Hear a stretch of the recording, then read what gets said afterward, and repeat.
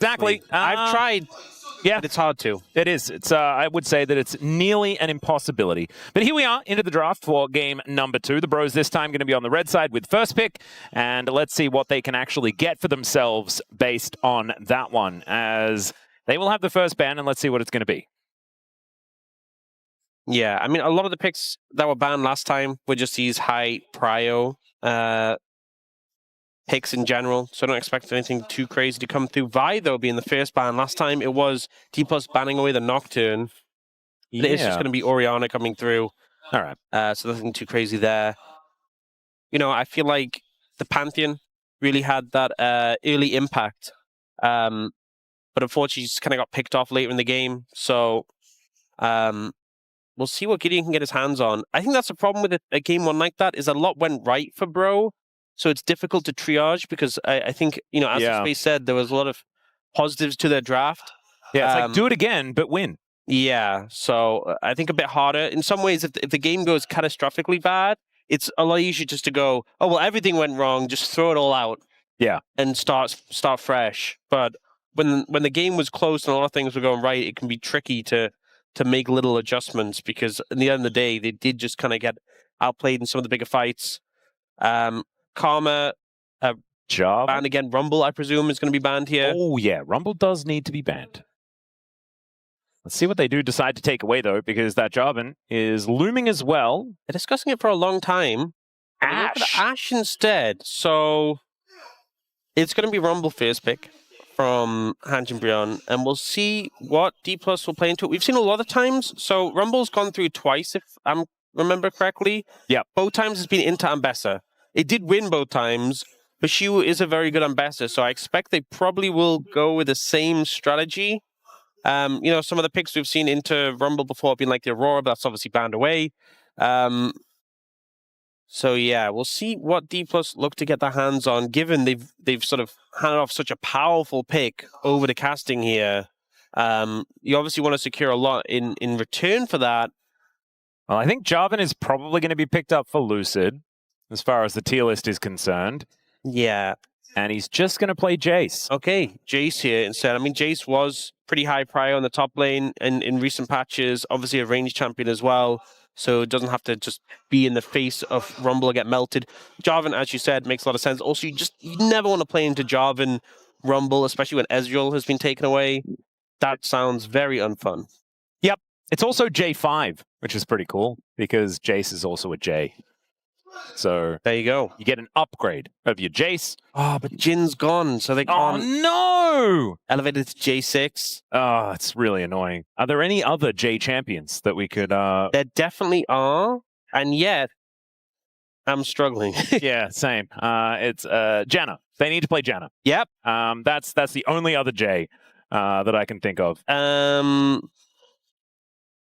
That is a Yunara Lulu, though. That is the response. Yeah, solid bot lane combo. And Jarvan, I mean, you have to use your ult, but not as much of a threat when it comes to team fights to the Yunara who can just dash out of it. TF looking to be the option for ShowMaker, obviously a classic for him. Has that point-and-click CC element, and is not going to be what they pick up. They go for the Ahri instead. Not Doesn't the start most with J. setup. Obviously, you know, we see Ahri often with like Vi, point-and-click CC, can easily follow up. With the Jarvan, you know, if you connect, great, but you're kind of conditional on either the Charm connecting or the Flag and Drag connecting to get the follow-up coming through. Does give a lot of momentum, though, when it comes to the fight. So if you get that initial sort of pick-off, you can definitely run over your opponents. I've got an update, by the way. Yeah. I hate to interrupt, and I don't hate to interrupt, actually. There's a lot of J champions, actually. There's Gmo, there's Jari. Jari's already been locked in, actually. Jorik. Oh, yeah. Jinx is the obvious one. Is Jinx with a J? Oh, I guess so. Yeah, it's not Yinx. Yeah. But it is with a J. And Jinx Janna could be the bottom lane. True. So there is a possibility. Jigs, my favorite. Oh, Jigs. Jigs is a great one. In Korean, it is just Jigs. Yeah. Oh, that is absolutely brilliant. But everyone's just letting us know that, in fact, every champion can start with J if you really want it to, if you believe hard enough. What's the worst one that just like doesn't work if you try and make a start with a J? I was about to say Joey, but that's also Zoe in Korean. And also from Friends. True. We had bands come through. We don't really need to talk about them. It's jungle focus on the Dplus side, and then we have some supports. Genectin. Genectin? Genectin's fantastic. It's great. What are you talking about? It's brilliant. Are there only good names that, like, if you Jayify them? Oh, my goodness. Jasante? Jasante, love it. Yeah, the harder it seems, the better it actually ends up being. Jasante just sounds like Casante's little sister. That's cute. Sejuani, gonna be that's I've got it. Awkward one. Yone? Drundle. Drundle is a little bit more difficult. Yes. As Korea is going to try his hand at the Thresh once again. Hasn't necessarily had a whole lot of success on this one in the past, but could work out here. But I do love this top side for HANJIN BRION. Rumble, Sejuani, Yone. This has been a combo that we've seen so many times throughout the years that has so much power. Yeah, I mean, this is such a strong teamfight composition. You have the top side with the engage. You have the bot lane, the Yunara, Lulu for the follow-up for the cleanup. On the side of Dplus Kia, I feel like if they get on top of your Jayce or your Aphelios, you're going to have a bad time. You obviously have these strong carries. If you can protect them, if you can start to get kills, you have the momentum for the Ahri. But I feel like just at face value, I kind of love what HANJIN BRION have brought here. Yeah, I would agree. I actually think it's very, very powerful. Looking forward to seeing what they can actually get done with it, though, because we liked the draft the last time around. I also have a massive list. Jankplank is one that that's beautiful. Production have come up with, which beautiful. is pretty good. Drom is incredibly difficult to say. Drom is anything that's JR, like the Drundle. Yeah, Drundle, Drom, also not so good. Jillian and Jacko. Jillian and Jilia are both. Yeah. Jarius. I like Jami. It sounds like you're wearing your pajamas. Yeah. Which is pretty cool. That's what we wanted to talk about as we headed towards Summoner's Rift for this game number 2. Let's hear some fan chants.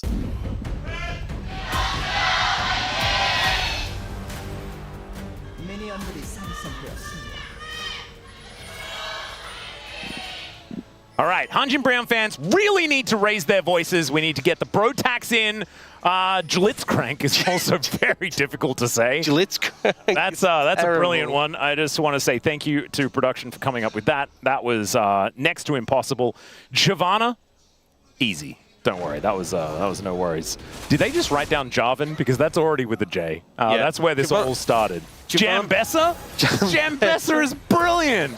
In fact, we should actually just change every single name of every single champion to start with J. I think it's just more fun. I think, honestly, we've proven that at least for a large pool of champions, it's better or at least as good. Yeah. There's a couple where maybe it's more difficult, but I think it's worth the cost of those champions for the benefit for the rest of the roster. There's a lot of champions in League of Legends. Exactly. So, you know, the payoff, I think, is there. Yep. We just need to JFI everyone. I'm not going to say that one, Dagon. That's not the one that I want to say. I actually thought I was about to Ron Burgundy that. You guys might have an idea as to which champion had a J put in front of it that I decided not to say. Be proud of me, as I have just saved my career. Okay, there is, speaking of career, he is looking to try and lock down a kill here as Namgung has to flash. The flash forward from Smash is not going to get it done, but does at least get the flash out of Lulu. Teddy's charged up on this wave though, and the barrier has to be used here. Sever him as well to get a little bit of health back, but now Lucid makes his way down. The hook needed one more chain in it, as Lucid is just going to tidy up these kills. The barrier is there, but I don't even know whether Teddy should have used it, as meanwhile, on the top side, Siwoo with a very cute play there is just going to get nullified entirely. That was a very cute time to get stunned with the permafrost, but is ultimately going to go down. But a 2-for-1 on both sides of the map. Yeah, level 3 ganks coming in big here from both sides, but I feel like Dplus much happier with the outcome there. And ultimately, it's Namgung overextending a little bit, getting caught out, and then both sides just overcommitting. But the thing is with an overcommit, is it only... Loki almost unbound his soul in a different way. Yeah, you know, just went to the other side. Could have been. But yeah, the point I was making is overextending in the bot lane is a lot more severe when the enemy jungler turns up. So initially, Korea gets this hook onto Namgung, which is great. They get a lot of damage down, but Namgung waits to the last moment before flashing and baits smash in. And that means Teddy's like, okay, you overextended, I can punish. But then he goes super aggressive here as Lucid is wrapping around. And this whole time, Lucid is just like seeing the situation unfold, and it's like, oh, this is pretty good. Oh, this is really good. Yeah. Oh, okay, this is a freebie. Great bait, boys. And CV Max also pretty happy with how it's going. However, then he looks at the top lane, which is where it doesn't go so well. Yeah. It was honestly a nice attempt from Siwoo with the flash and the knock away, but when they have flashes too, you're just dead. I will say, a little bit awkward with him frozen in the air, and they're like, who's taking the kill? Casting definitely should have got that kill, so a bit unfortunate Gideon got it, but at the end of the day, not too bad. Not the end of the world. However, it is still looking like the lane is hard. It's still a huge lead for Dplus. The thing is, right, Siwoo still has pressure in the lane, still has a bit of a CS lead. He's not really that far behind. But jungle's ahead because it has an extra kill. Mid is ahead because Yone is struggling in lane. Bot lane is ahead because they got CS, and now... Oh, goodness me. They have no flashes! As Korea is going to tank one more shot, Smash is going to take the next one, and Lucid is able to get himself out. Namgung just realizes he's supporting no one, as Lucid decides he wants another turret shot because they deserved it. And something to think about, Teddy used his barrier after he was already dead in the bot lane. Yeah, like, you remember, he used it after like everyone had circled around him, and there was no chance of him getting out. If he still had the barrier there, like, I don't think he survives, but maybe it's a scenario where they can get a trade kill. They have to invest a bit more, take an extra tower hit, so... Well, I think Siwoo's dead again, as we've just got guaranteed kills on both sides of the map for both teams. By the way, production is still just listing J champion names. They've also gone so far as to say Jarvan the Jorth. I like that. Should it not be Jarvan Jajorth? You really should just... Jarvan Jajorth? Or Jokta Jundo. Just Twisted Jate is very difficult. And should Jablunk be Jajlunk? Jajlunk? That sounds horrible. This is very bad. Do you want to talk about this replay? This was pretty straightforward, but yeah, maybe the extra barrier there could have resulted in an extra tower hit. Have to be committed. Hard to say, but didn't have that available. This was pretty easy setup. I think when I think about Jajlunk, you know when people say stuff rolls off the tongue? Yeah. This is the exact opposite of that. This is not that at all. It careens off the tongue in a chaotic way. As Siwoo and Casting just fighting one another. I'm starting to think of player names with J at the beginning. This is really frustrating. Jasting. We are jasting right now. ShowMaker does have to flash to get out of the way of the ulti from Loki. The wraparound from Gideon would have almost definitely been a kill. I've got a player name. Oh, yeah. J in the front instead. So instead of Siwoo, Jiwoo. Whoa, that's crazy. It works so well. Man. All right, well, I wonder whether that will be what they decide to do. I don't think we're subbing out Siwoo just yet, though, as it turns out. Plus, Siwoo is on QMDRX and not on Dplus Kia, so it's not exactly a substitution that we will be seeing at any time soon. It's all right. Dplus still with a lot of shove, as Great Charm's going to connect onto Loki, who just wanted to utilize his Unbound Soul momentarily. Lucid's got Cataclysm now. But Teddy does have Flash, so does Namgung. So this could be a more difficult dive. Smash, pretty far up here, does get hit by the Arctic Assault, does need to take the Lantern to get out. And Lucid, he has a Flag and Drag in order to do the same. So Dplus will survive, but the dive will be denied. Yeah, I think, obviously, negating the dive is big, so nice job. Credit to Gideon for that. But I think he could have waited a little bit longer. You know, your bot lane had all summoners available. If you wait for them to commit to the dive, they can survive long enough, and by that point, you're guaranteed turnaround kills. I think because he showed before they committed, they still had all the tools to get out again.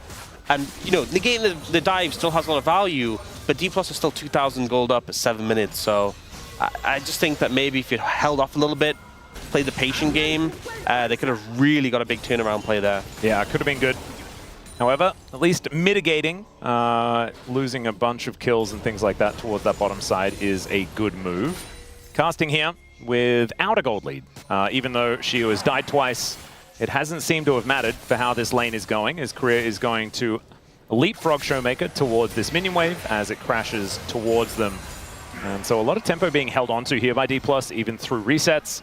Oh, they are setting up for the grubs. Once again, bro, TPing in, committing heavily, saying we are going to fight They this. like the grubs. Yeah, I mean, it's Gideon. Gideon grubs. True. Gideon drubs. Gideon drubs. Exactly right. That's what I was thinking. As there's a knock-up on Career as well, as Gideon looking for another angle here, as Lucid gets a nice double knock-up. Siwoo makes his way down, and Gideon is just dead to start this one off. Cataclysm comes on through as Casting tries to keep himself alive, and Lucid somehow survives through it all. Still, Loki is able to get at least one back, but it's only onto the support, and ShowMaker just drifts on by to collect a triple kill. And I have a feeling the game might be Jova.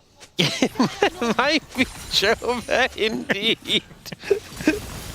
ShowMaker with a pop-off Jari performance there. Because that's the thing, you know, you commit so heavily on this play onto the Thresh, and they put so much damage into him, but you look at the resets, Jarvan Jajor goes back in, and then because you're getting these kills, Jari is just getting so much momentum up the plays, you know, the Yone does get a kill back onto the Thresh, but it's just more and more resets for Jari, and Nice! oh, Jari is so excited about that one. Jayce, indeed. Our whole prompter is just full of, it's just a mess. You know, production started writing Jayce. Jasta G, and I thought they were writing Jasta Jun. Oh my goodness. You had, I was actually dying during that replay. I could not handle it at all. Okay. Should we go back to normalcy, or is this game so done that we could probably just continue jaying? It might just be the way. Yeah, this one's looking like a bit of a tricky one for HANJIN BRION to get back into. Yeah, it's going to be a tough one. They do have tools, right? I mean, this composition is still really good. The problem is they're incredibly far behind, and so it almost makes no difference as to what their comp is going to be. And that's a Malignant stun here for ShowMaker. He also has the Ignite, you know, like he's able to snowball this so beautifully. The new skin for Sejuani. Oh, it is! The pug skin! Oh my god, that is so It is ridiculous. absolutely adorable. It's huge. All right, well, we've also got a little bit of damage towards Smash here as Teddy just flashes on top of him. The Moonlight Vigil does come down, but it's not enough damage. And that is just Teddy wiping the floor with Smash. Hook is going to connect here onto Gideon, but it looks like that's what he kind of wanted as the pros outnumber them. There's the knockup, but it's a polymorph to come on through. Teddy will finally go down as the Cataclysm is invested. And Namgung is just dead. It's just another kill over to ShowMaker, who drifts on through and collects his kill. It's a good pick from Teddy, but unfortunately not able to find more in the fight, and the turnaround is there with all of Dplus responding. I won't lie though, I was really distracted just by the pug the whole time. It is adorable. It's just like look at him go. Look, it has the glasses on when you have the passive.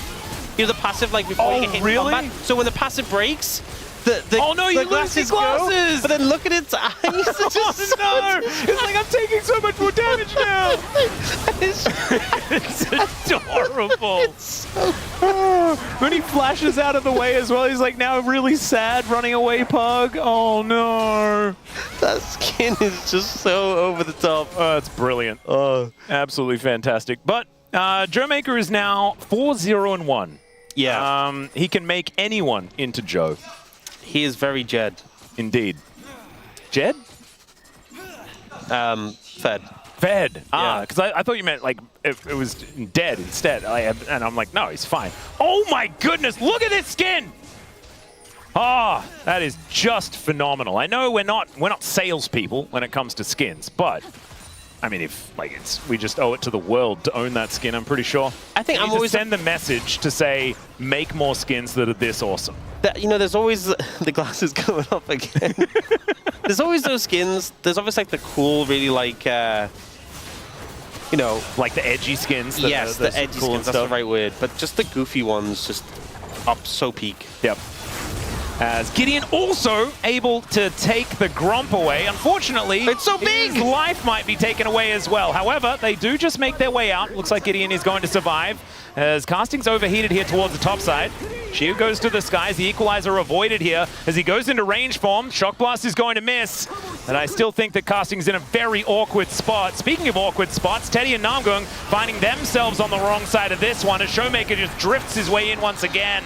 Doesn't find the charm that is able to very comfortably take down Teddy for his 5th kill of the game. Yeah, this game is really not going well for HANJIN BRION. At this point, ShowMaker's so fed, he can kind of just ult in.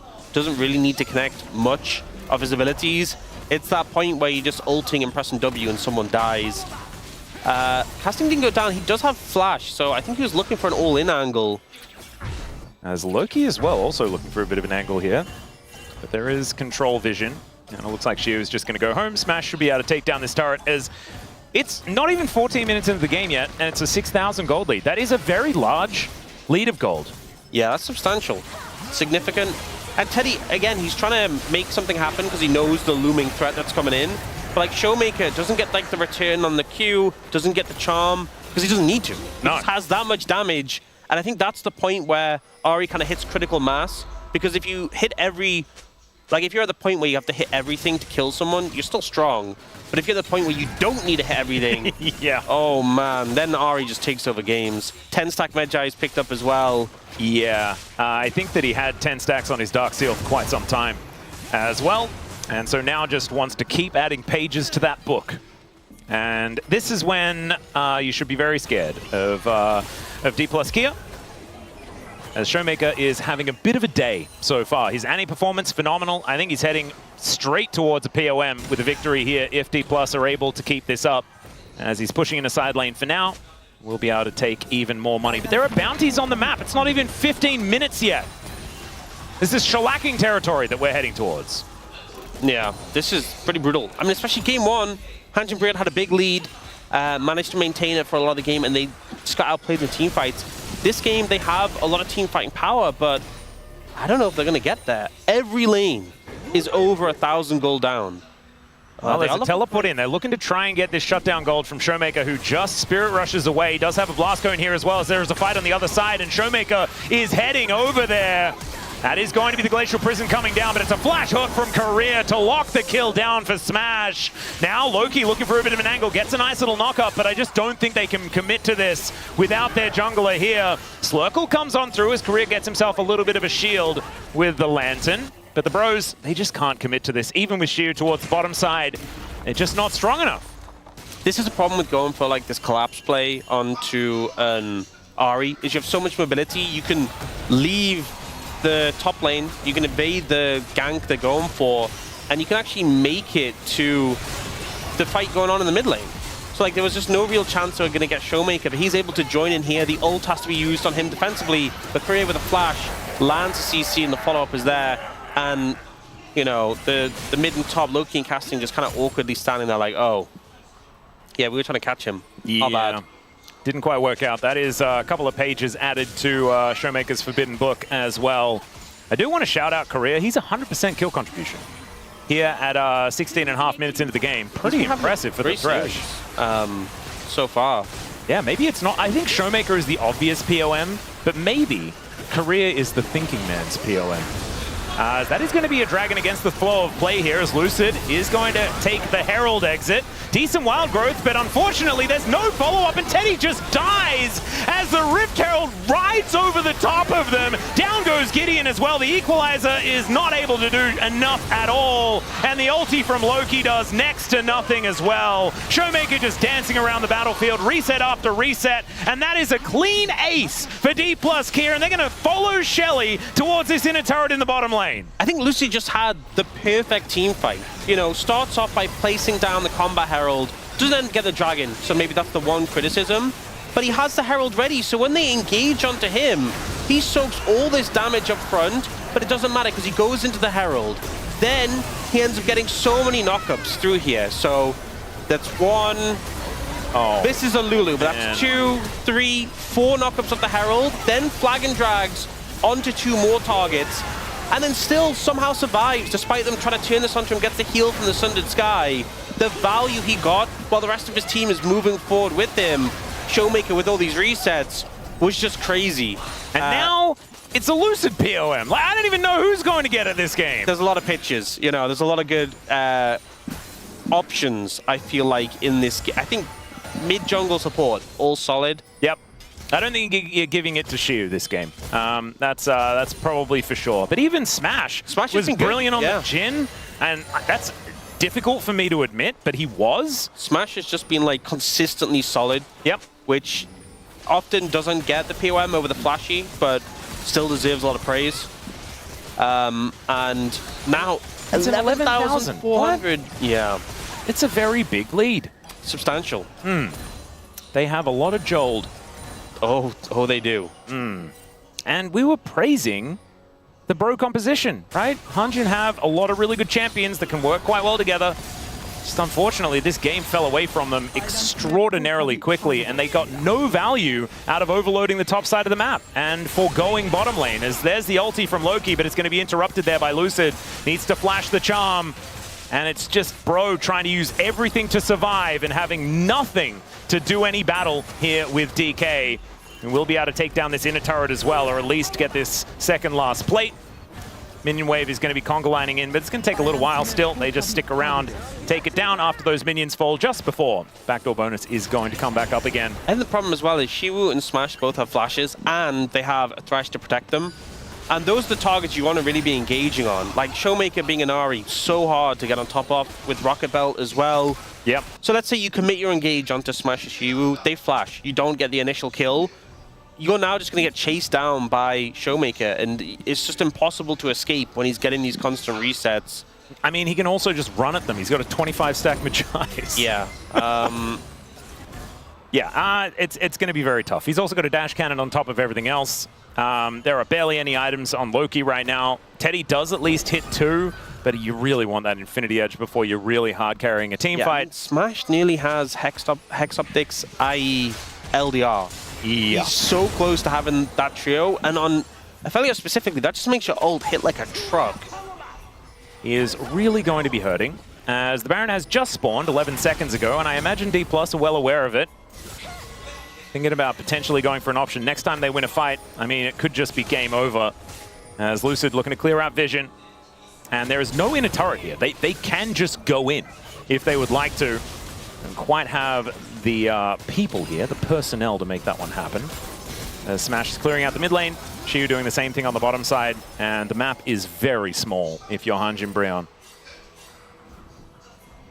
I think they can honestly just start up the Baron. They have the DPS with Smash with those weapons. Yeah. ShowMaker's playing for picks as well. Very difficult to approach, especially you have a Lulu support. How is Namgung going to approach this without just dying? It is, look at the Baron's health bar. It is just evaporating. Charm is going to connect there as GIDEON just takes half of his health bar, and the Baron is just gone. Nothing that HANJIN Brioon can do. Is close to a 14,000 gold lead, 21 minutes. Pretty sizable. This is probably the most one-sided game that we've seen all season.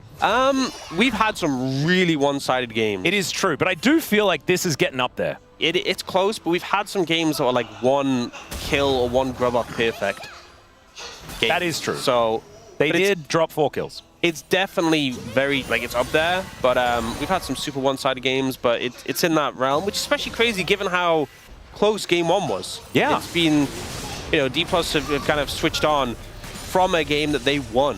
Weren't happy with just a close game, and now we're in obviously a fantastic position. Gonna pick up the dragon. Didn't get that dragon early, so they don't have soul, which would have been a huge boon, but with Baron in hand now, they're already up to the inhibitor towers, so they're going to start cracking on the base. And I think for HANJIN Brioon, you know, tends to be the approach we see at this point is you try and pick someone in any lane. Jayce is probably the easiest target because he doesn't have the protection of a Thresh with him at all times, and Ahri is obviously not easy to get. But they need to start something. Oh, Charm isn't quite going to work here as the Glacial Prison did fly on forward. ShowMaker wanting to protect that book that he's been stacking up so diligently. And this just all buys time for Siwoo to absolutely obliterate this inhibitor turret on the top side of the map. But Jayce, with free time on a turret, just kills it. Yeah. As the hook going to go wide here from Korea. But, I mean, the damage is just being done, right? You just drop your wallets on them, and these inhibitor turrets will fall. ShowMaker still moving towards this bottom lane aggressively, despite not having ulti, not having flash. This is kind of the problem with going for the Ahri, is that getting ShowMaker's ult and flash is nice, don't get me wrong, but you commit your big team fight ultimates for it, and it just means Dplus can push up the other lanes, no problem. He also does the least damage to turrets out of the other two lanes that were getting pushed, right? Smash and Siwoo both just obliterate these structures. And now they're still able to move on over and get all three of these inhibitors if they would like to. The Bros just realizing that they are way too far behind. Siwoo gets that accelerated shock blast and Loki's out of the fight. Even in terms of burning resources, by the time your engage is back up, ShowMaker's ult is back up as well. So he's not even an easy target after you get your engage back. Well, they're still going to look for it. And there you go. Yeah, ShowMaker just walks his way out. Does have to use the ulti, I guess. Does have another charge on that one, but they are still sieging here as Siwoo just dives on in. They're going to look to separate the Jayce from the fight, but Gideon's also looking to get separated from Summoner's Rift right now, as the first Nexus turret will be going down. Smash with Gravitum in hand, as well as that Infernum. These ultis will be very scary. But Teddy now looking to try and find a little bit of an angle. They're looking to take down Smash. They will be able to do so, but the Yunara is traded for it. Gideon goes down as well as Siwoo just flashes out of the way. ShowMaker not a whole lot of mana right now, but I don't think he's too worried about it. It's casting on his last legs in this one. Still, without Lucid and without Smash, I think this siege is over, although the Bro base is also just kind of over at the same time. Yeah, only the Nexus left, and I know we've seen a lot of historic Nexus defenses. Teddy involved Nexus defenses? Yeah, but this is still, it's a hard sell. Teddy does a good job here of getting the damage down onto Smash. And because they still have the tower helping, it does mean they're able to make this fight relatively favorable. You know, ShowMaker low mana with no ult. That momentum we saw in earlier fights doesn't come through. It makes a big difference. The problem is, as you said, base is in shambles. ShowMaker just picked up a Rabadon's with that 25-stack Medjay's. I think it's just delaying the inevitable. Yeah. It's not exactly enough of a defense there, because, of course, they went 2 for 2. Yes, you get some shutdown gold, but as we can see at the top of the screen, 15,000 gold is still the advantage here at 25 minutes. And that is an obscene amount of money that DK has. You were talking about that Rabadon's Death Cap. That one does get completed. There's also just a cheeky Phantom Dancer here for Smash. And you got 3 items done here for Siwoo as well. As this Nexus, even without a Baron, I mean, there is just nothing protecting it. And the Nexus turrets aren't going to be up for another minute and a half as well.